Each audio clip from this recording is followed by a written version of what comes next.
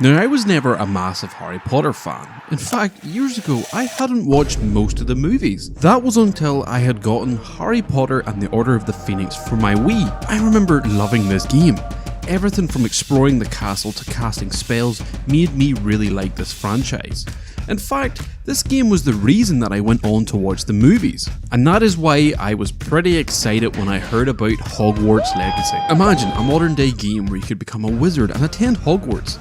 It sounded too good to be true. All the promotional material and the developers kept talking about how massive and beautiful the world was. I was hyped, but did it live up to the hype? I noticed a few problems on my playthrough. The game does a good job at taking you out of the story. Throughout my playthrough, I noticed that the facial expressions in the cutscenes didn't really line up with the emotions that should have been portrayed in the scene. On top of that, the dialogue and some of the voice acting doesn't really flow naturally, and more often than not, it feels kind of out of place. For me, it completely pulled me out of the story. The game also lags quite heavily in some parts of the castle, and when completing certain Merlin quests. Even though I have a 3090. But do these things really ruin the game?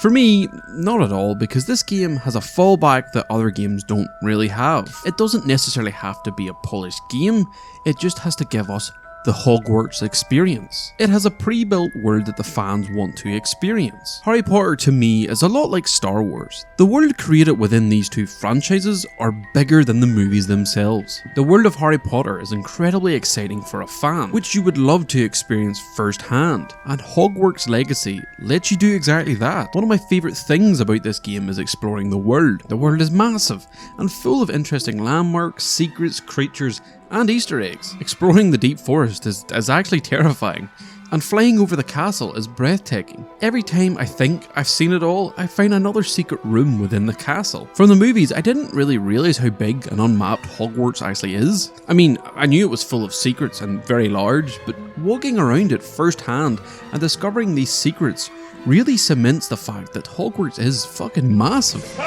And this game is incredible at giving you that experience of being a new student at the castle. At the beginning of this game, you get to customize your witch/wizard, choose your house, and pick your wand at Ollivanders. This game is able to provide an experience that the movies simply can't give you, and that is why Hogwarts doesn't necessarily have to be an incredibly polished RPG, it just has to do one thing: make you feel like a student at Hogwarts. And it does exactly that with its iconic locations, spells, wildlife, lore, and much, much more. And that is why I think Hogwarts Legacy is fun. Thanks for watching.